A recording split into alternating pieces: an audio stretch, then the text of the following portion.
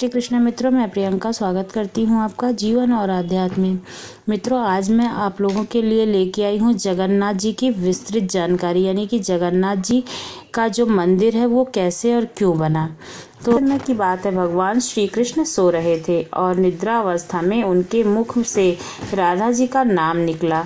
पट रानियों को लगा कि वह प्रभु की इतनी सेवा करती हैं, परंतु प्रभु सबसे ज्यादा राधा रानी का ही स्मरण करते हैं। फिर रुक्मिणी जी और सारी रानियों ने रोहिणी जी से राधा रानी और कृष्ण भगवान के प्रेम तथा ब्रज लीलाओं का वर्णन करने की प्रार्थना की। माता ने कथा सुनाने की हामी तो भर दी, लेकिन यह भी कहा कि श्री कृष्ण व बलराम को इसकी भनक तक नहीं लगनी चाहिए। तय हुआ कि सभी रानियों को रोहिणी जी एक गुप्त स्थान पर कथा सुनाएंगी, वहां कोई और ना आए। इसके लिए सुभद्रा जी को पहरा देने के लिए कहा गया, यानी कि सुभद्रा जी खड़ी होकर देखती कि कृष्ण और बलराम तो नहीं आ रहे हैं। सुभद्रा जी को आदेश हुआ कि स्वयं श्री कृष्ण व बलराम भी आए तो उन्हें भी अंदर मत आने देना। माता ने कथा सुनानी आरंभ की। सुभद्रा द्वार पर तैनात थी। थोड़ी देर में ही श्री कृष्ण व बलराम वहां आ पहुंचे। सुभद्रा ने अंदर जाने से रोक लिया। इससे भगवान श्री कृष्ण को कुछ संदेह हुआ। वह बाहर से ही अपनी सूक्ष्म शक्ति द्वारा अंदर की माता द्वारा वर्णित ब्रज लीलाओं का आनंद लेकर सुनने लगे। बलराम जी भी कथा का आनंद लेने लगे। कथा सुनते सुनते श्री कृष्ण, बलराम व सुभद्रा के हृदय में ब्रज के प्रति अद्भुत प्रेम भाव उत्पन्न हुआ। उस भाव में उनके पैर हाथ सिकुड़ने लगे जैसे बाल्यकाल में थे। तीनों राधा जी की कथा में ऐसे विभोर हुए कि मूर्ति के समान जड़ प्रतीत होने लगे। बड़े ध्यानपूर्वक देखने पर भी उनके हाथ पैर दिखाई नहीं देते थे। सुदर्शन ने भी द्रवित होकर लंबा रूप धारण कर लिया। उसी समय देवमुनि नारद वहां आ पहुंचे। भगवान के इस रूप को देखकर आश्चर्यचकित हो गए और निहारते रहे। कुछ समय बाद जब ध्यान भंग हुआ तो नारद जी ने प्रणाम करके भगवान श्री कृष्ण से कहा, हे प्रभु, मेरी इच्छा है कि मैंने आज जो रूप देखा है वह रूप आपके भक्त जनों को पृथ्वी लोक पर चिरकाल तक देखने को मिले। अब इस रूप में पृथ्वी पर वास करें। भगवान श्री कृष्ण नारद जी की बात से प्रसन्न हुए और उन्होंने कहा कि ऐसा ही होगा। कालिकाल में मैं इसी रूप में नीलांचल क्षेत्र में अपना स्वरूप प्रकट करूंगा। कलयुग आगमन के उपरांत प्रभु की प्रेरणा से मालवा राज इंद्रद्युम्न ने भगवान श्री कृष्ण, बालभद्र जी और बहन सुभद्रा की ऐसी ही प्रतिमा जगन्नाथ मंदिर में स्थापित कराई। हम जानते हैं कि राजा इंद्रद्युम्न ने ऐसी प्रतिमा क्यों स्थापित कराई अपने मंदिर में। राजा इंद्रद्युम्न श्रेष्ठ प्रजापालक राजा थे। प्रजा उन्हें बहुत ही प्रेम करती थी। प्रजा सुखी और संतुष्ट थी उनके राज्य में। राजा के मन में इच्छा थी कि वह कुछ ऐसा करें जिससे सभी उन्हें स्मरण रखें। योग में इंद्रद्युम्न के मन में एक अज्ञात कामना प्रकट हुई कि वह एक ऐसा मंदिर बनवाएं जैसी दुनिया में कहीं और ना हो। इंद्रद्युम्न विचारने लगे कि आखिर उनके मंदिर में किस देवता की मूर्ति स्थापित की जाए। राजा के मन में यही इच्छा और चिंतन चलने लगा। एक रात इसी पर गंभीर चिंतन करते सो गए। नींद में राजा ने एक सपना देखा। सपने में उन्हें एक देववाणी सुनाई पड़ी। इंद्रद्युम्न ने सुना, राजा, तुम पहले नए मंदिर का निर्माण आरंभ करो। मूर्ति विग्रह की चिंता छोड़ दो। उचित समय आने पर तुम्हें स्वयं राह दिखाई दे पड़ेगी। राजा नींद से जाग उठे। सुबह ही होते ही उन्होंने अपने मंत्रियों को सपने की बात बताई। राजा पुरोहित के सुझाव पर शुभ मुहूर्त में पूर्वी समुद्र तट पर एक विशाल मंदिर के निर्माण का निश्चय किया। वैदिक मंत्रोच्चार के साथ मंदिर निर्माण का श्री गणेश शुरू हो गया। राजा इंद्रद्युम्न ने मंदिर बनवाने की सूचना शिल्पियों और कारीगरों को सुनाई। सभी इसमें योगदान देने पहुंचे। दिन रात मंदिर के निर्माण में जुट गए। कुछ ही वर्षों में मंदिर बनकर तैयार हो गया। सागर तट पर एक विशाल मंदिर का निर्माण तो हो गया, परंतु मंदिर के भीतर भगवान की मूर्ति की समस्या जस की तस थी। राजा फिर से चिंतित होने लगे। एक दिन मंदिर के गर्भगृह में बैठकर इसी चिंता में बैठे राजा की आंखों में अश्रु निकल आए। राजा ने भगवान से विनती की, प्रभु आपके किस स्वरूप को इस मंदिर में स्थापित करूं, इसकी चिंता से व्यग्र हूं मैं। मार्ग दिखाइए। अपने स्वप्न में जो संकेत दिया था उसे पूरा होने पर समय कब आएगा। देव विग्रह विहीन मंदिर देख सभी मुझ पर हंसेंगे। राजा की आंखों में आंसू झर रहे थे और वह प्रभु से प्रार्थना करते जा रहे थे, प्रभु आपके आशीर्वाद से मेरा बड़ा सम्मान है। प्रजा समझेगी कि मैं झूठ मूठ में स्वप्न के बारे में आदेश की बात मानकर इतना बड़ा श्रम कराया। हे प्रभु मार्ग दिखाइए। राजा दुखी मन से अपने महल से चले गए। उस रात को राजा ने फिर एक सपना देखा। सपने में उन्हें देववाणी सुनाई दी, राजन यहाँ निकट में ही भगवान श्री कृष्ण का विग्रह रूप है, उन्हें खोजने का प्रयास करो, तुम्हें दर्शन मिलेंगे। इंद्रद्युम्न ने स्वप्न की बात पुनः पुरोहित और मंत्रियों को बताई। सभी यह निष्कर्ष पर पहुंचे कि प्रभु की कृपा सहज प्राप्त नहीं होगी, उसके लिए हमें मन से परिश्रम प्रारंभ करना होगा। भगवान के विग्रह का पता लगाने की जिम्मेदारी राजा इंद्रद्युम्न ने 4 विद्वान पंडितों को सौंप दी। प्रभु इच्छा से प्रेरित होकर चारों विद्वान चारों दिशाओं में निकले।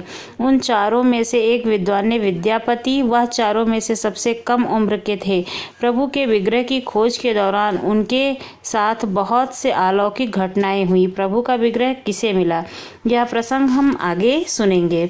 पंडित विद्यापति पूर्व दिशा की ओर चले। कुछ आगे चलने के बाद विद्यापति उत्तर की ओर मुड़े तो उन्हें एक जंगल दिखाई दिया। वह भयानक था। विद्यापति श्री कृष्ण के उपासक थे। उन्होंने श्री कृष्ण का स्मरण किया और राह दिखाने की प्रार्थना की। भगवान श्री कृष्ण की प्रेरणा से उन्हें राह दिखाई देने लगी। प्रभु का नाम लेते ही वह वन में चले जा रहे थे। जंगल के मध्य उन्हें एक पर्वत दिखाई दिया। पर्वत के वृक्षों में संगीत की ध्वनि व सुरम्य गीत सुनाई पड़ रहा था। विद्यापति संगीत में जानकार थे। उन्हें वहां मृदंग, बंसी और करताल की मिश्रित ध्वनि सुनाई देने लगी। यह संगीत उन्हें दिव्य लगा। मंदिर की लहरियों को खोजते विद्यापति आगे बढ़े। वह जल्दी ही पहाड़ियों की चोटी पर जा पहुंचे। पहाड़ के दूसरी ओर उन्हें एक सुंदर घाटी दिखाई दी। वह भील नृत्य कर रहे थे। विद्यापति उस दृश्य को देखकर मंत्रमुग्ध हो गए। सफर के कारण वह थके थे, वह पर संगीत से थकान मिट गई और उन्हें नींद आने लगी। अचानक एक बाघ की गर्जना सुनकर विद्यापति घबरा उठे। बाघ उनकी ओर दौड़ता आ रहा था। बाघ को देखकर विद्यापति घबराए और बेहोश होकर वहीं गिर पड़े। बाघ विद्यापति पर आक्रमण करने ही वाला था कि तभी एक स्त्री ने बाघ को पुकारा। बाघ उस आवाज को सुनकर मौन खड़ा हो गया। स्त्री ने उसे लौटने का आदेश दिया तो बाघ लौट पड़ा। उस स्त्री के पैरों के पास ऐसे लौटने लगा जैसे कोई बिल्ली पुचकार कर सुलाकर खेलने लगती हो। युवती बाघ की पीठ को प्यार से थपथपाने लगी और बाघ स्नेह से लौटता रहा। वह स्त्री वहां मौजूद स्त्रियों में सर्वाधिक सुंदर थी। वह भीलों के राजा विश्वासु की इकलौती पुत्री ललिता थी। ललिता ने अपनी सेविकाओं को अचेत विद्यापति को देखभाल के लिए भेजा। सेविकाओं ने झरने से जल लाकर विद्यापति पर छिड़का। कुछ देर बाद विद्यापति की चेतना लौटी। उन्हें जल पिलाया गया। विद्यापति यह सब देखकर बहुत ही आश्चर्य में थे।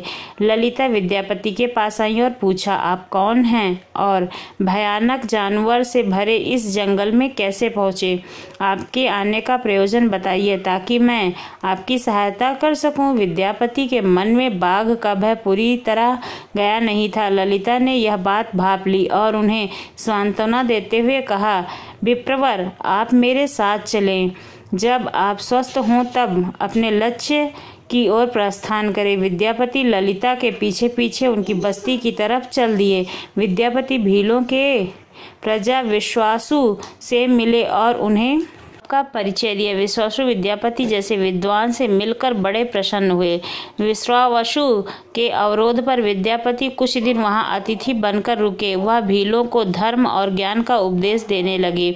उनके उपदेशों को विश्वासु तथा ललिता बड़ी रुचि के साथ सुनते थे। ललिता के मन में विद्यापति के लिए अनुराग पैदा हो गया। विद्यापति ने भी भांप लिया कि ललिता जैसी सुंदरी को उनसे प्रेम हो गया है, किंतु विद्यापति एक बड़े कार्य के लिए निकले थे। अचानक अचानक एक दिन विद्यापति बीमार हो गए। ललिता ने उनकी बहुत ही सेवा की। इससे विद्यापति के मन में भी ललिता के प्रति प्रेम का भाव पैदा हो गया। विश्वासु ने प्रस्तावना रखा कि विद्यापति ललिता से विवाह कर ले। विद्यापति ने इसे स्वीकार कर लिया। कुछ दिन दोनों के सुख में बीते और ललिता से विवाह करके विद्यापति प्रसन्न तो थे ही, वह जिस महत्वपूर्ण कार्य के लिए आए थे वह अधूरा था। यही चिंता उन्हें बार बार सताती थी। इस बीच विद्यापति को एक विशेष बात पता चली।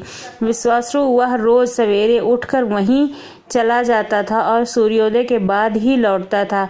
किसी भी विकट स्थिति हो उसका यह कभी नहीं टूटता। विश्वासों के इस व्रत पर विद्यापति को आश्चर्य हुआ। उनके मन में इस रहस्य को जानने की इच्छा हुई। आखिर विश्वासु जाता कहाँ है? एक दिन विद्यापति ने ललिता से इस संबंध में पूछा। ललिता यह सुनकर सहम गई। आखिर यह क्या रहस्य था? क्या यह रहस्य विद्यापति के कार्य में सहयोगी था? विद्यापति पत्नी के प्रेम में मार्ग भटे। विद्यापति ने ललिता से उनके पिता द्वारा प्रतिदिन सुबह किसी अज्ञात स्थान पर जाने और सूर्योदय के पूर्व लौट आने का रहस्य पूछा।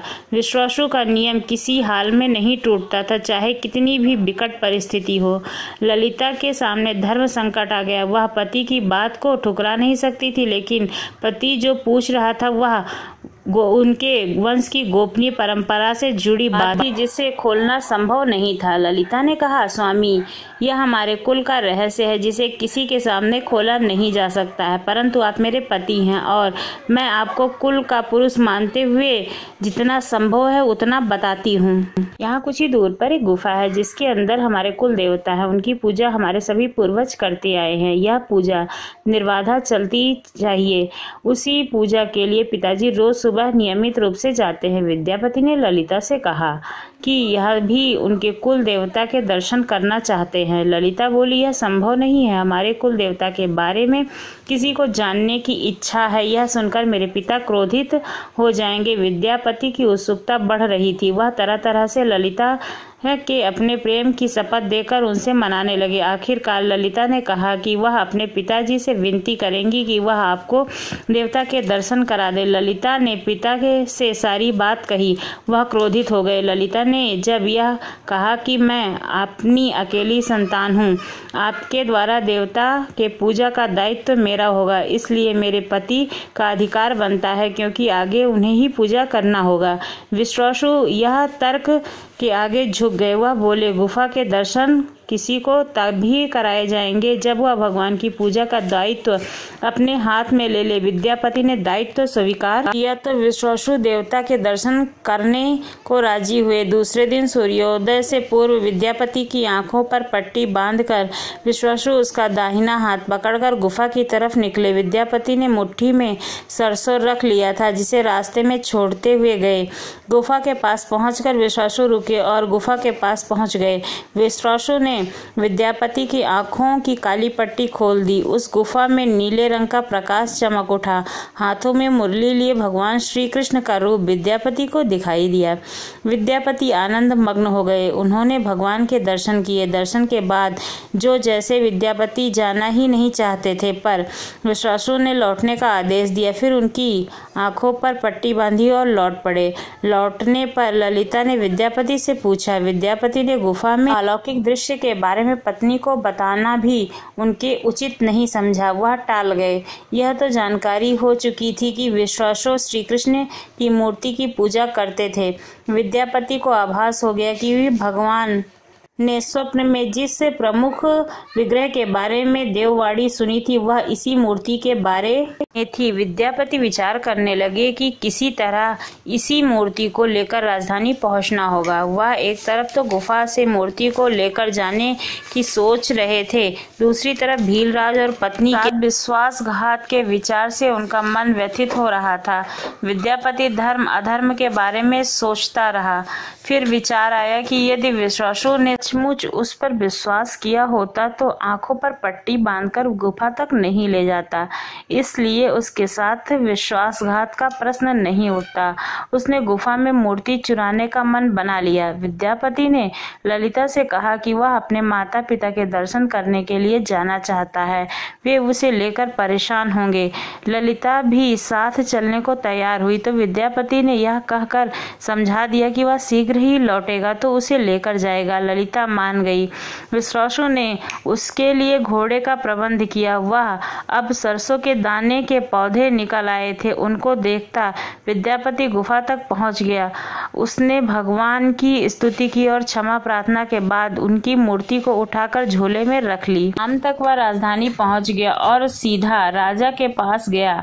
उसने दिव्य प्रतिमा राजा को सौंप दी और पूरी कहानी सुनाई। राजा ने बताया कि उसने कल का एक सपना देखा था कि सुबह सागर में एक कुंदा बहकर आया है। उस कुंदे की नक्काशी करवाकर भगवान की मूर्ति लेना, जिसका अंश तुम्हें प्राप्त होने वाला है वह भगवान श्री विष्णु का स्वरूप होगा।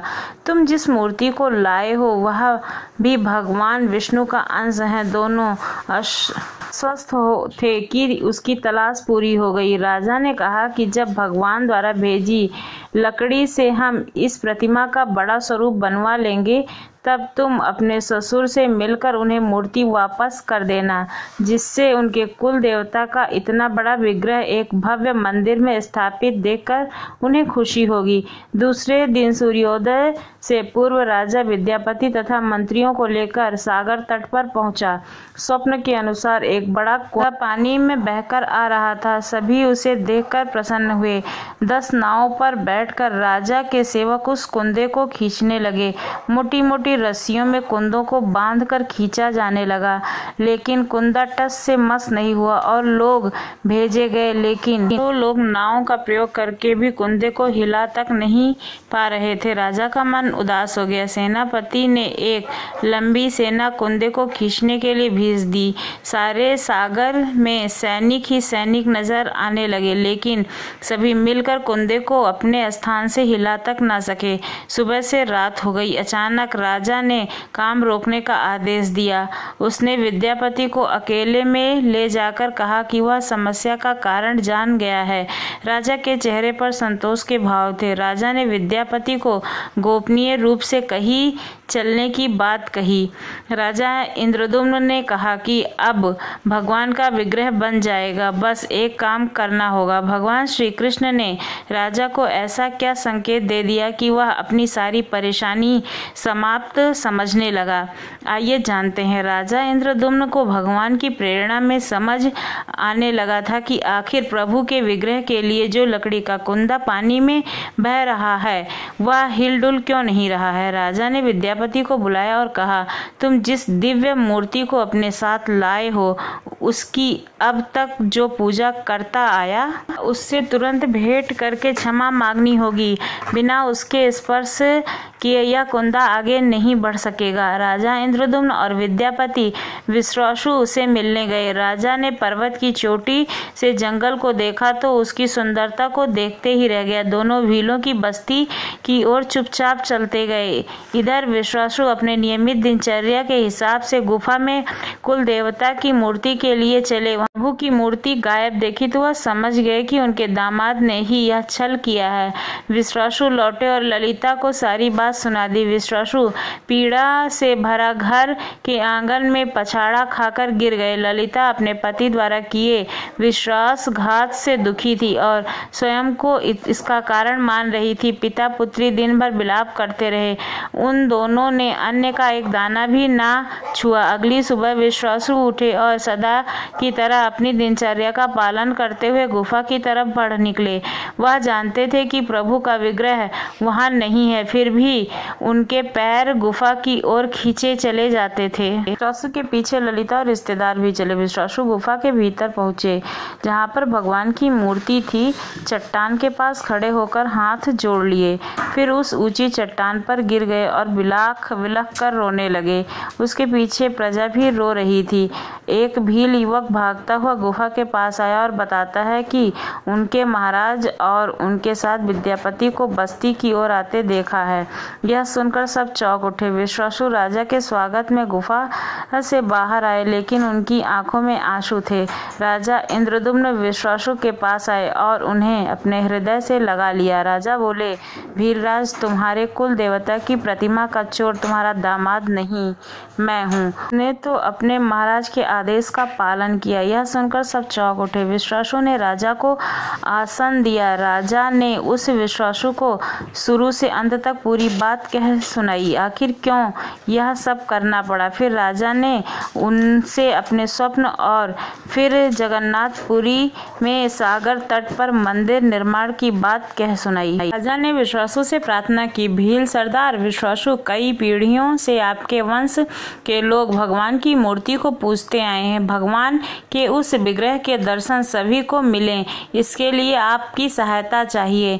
ईश्वर द्वारा भेजे गए लकड़ी के कुंदे से बनी मूर्ति के भीतर हम इस दिव्य मूर्ति को सुरक्षित रखना चाहते हैं। अपने कुल की प्रतिमा को के मंदिर में स्थापित करने की अनुमति दो। उस कुंदे को तुम स्पर्श करोगे तभी वह हिलेगा। विश्वासु राजी हो गए। राजा सपरिवार विश्वासु को लेकर सागर तट पहुंचे। विश्वासु ने कुंदे को छुआ। छूते ही कुंदा अपने आता हुआ किनारे पर आ लगा। राजा के सेवकों ने उस कुंदे को राजमहल में पहुंचा दिया। अगले दिन मूर्तिकारों और शिल्पियों को राजा ने बुलाकर मंत्रणा की कि आखिर इस कुंदे में कौन सी देव मूर्ति बनाना शुभदायक होगा। मूर्तिकारों ने यह कह दिया कि वे पत्थर की मूर्तियां बनाना जानते हैं, लेकिन लकड़ी की मूर्ति बनाने का उन्हें ज्ञात नहीं। एक नए विघ्न के पैदा होने से राजा फिर चिंतित हो गए। उसी समय वहां एक बूढ़ा आया। उसने राजा से कहा, इस मंदिर में भगवान श्री कृष्ण को अपने भाई बलराम तथा बहन भद्रा के साथ विराजमान करें। इस देवयोग का यही संकेत है। राजा को यह बूढ़े व्यक्ति की बात से सांत्वना तो मिली, लेकिन समस्या यह थी कि आखिर मूर्ति बने कैसे। उस बूढ़े ने कहा कि मैं इस कला में कुशल हूँ, मैं इस पवित्र कार्य को पूरा करूंगा और मूर्तियां बनाऊंगा, पर मेरी एक शर्त है। राजा प्रसन्न हो गए और उसकी शर्त पूछी। बूढ़ी शिल्पी ने कहा कि मैं भगवान की मूर्ति निर्माण का काम एकांत में करूंगा। मैं यह काम बंद कमरे में करूंगा। कार्य पूरा करने के बाद मैं स्वयं दरवाजा खोलकर बाहर आऊंगा। इस बीच कोई मुझे नहीं बुलाएगा। राजा सहमत तो थे, लेकिन उन्हें यह चिंता हुई कि बोले, यदि कोई आपके पास नहीं आएगा तो ऐसी हालत में आपके खाने पीने की व्यवस्था कैसे होगी। शिल्पी ने कहा, जब तक मेरा कार्य पूरा नहीं होगा मैं कुछ खाता पीता नहीं हूँ। राज मंदिर के एक विशाल कक्ष में उस बूढ़े शिल्पी ने स्वयं को 21 दिनों के लिए बंद कर लिया और काम शुरू कर दिया। भीतर से आवाजें आती थी। महारानियां कुंडीचा देवी दरवाजे से कान लगाकर अक्सर हथौड़े की चलने की आवाजें सुनती रहती थीं। महारानी रोज की तरह कमरे के दरवाजे से कान लगाए खड़ी थीं। 15 दिन बीते थे कि उन्हें कमरे से आवाज सुनाई पड़नी बंद हो गई। जब मूर्तिकार के काम करने की कोई आवाज न मिली तो रानी चिंतित हो गईं। उन्हें लगा कि वृद्ध आदमी है, खाता पीता भी नहीं, कहीं उनके साथ कुछ अनिष्ट न हो गया हो। व्याकुल होकर रानी ने दरवाजे को धक्का देकर खोला और भीतर झांक कर देखा। रानी गुंडीचा देवी ने इस तरह मूर्तिकार को दिया हुआ वचन भंग कर दिया था। मूर्तिकार अभी मूर्तियां बना रहा था, परंतु रानी को देखते ही वह अदृश्य हो गया। मूर्ति निर्माण का कार्य अभी तक पूरा नहीं हुआ था। हाथ पैर का निर्माण पूर्ण नहीं हुआ था। वृद्ध शिल्पकार के रूप में स्वयं देवताओं के शिल्पी भगवान विश्वकर्मा आए थे। उनके अदृश्य होते ही मूर्तियां अधूरी ही रह गईं। इसी कारण आज भी यह मूर्ति वैसी ही है। उन प्रतिमाओं को ही मंदिर में स्थापित कराया गया। कहते हैं विश्वासु संभवतः उस जरा बहेलिया का वंशज था जिसने अनजाने में भगवान कृष्ण की हत्या की थी। विश्वासु कृष्ण के पवित्र अवशेषों की पूजा करता था। वे अवशेष मूर्तियों में छिपाकर रखे गए थे। तब से उसी मूर्ति की विद्यापति और ललिता के वंशज, जिन्हें दैत्यपति कहते हैं, उनका पूरा परिवार यहाँ अब तक पूजा करता चला आ रहा है। आपको ये जानकारी कैसी लगी जरूर बताइएगा। अच्छी लगी हो चैनल को जरूर सब्सक्राइब करें इसी तरह की और वीडियो के लिए।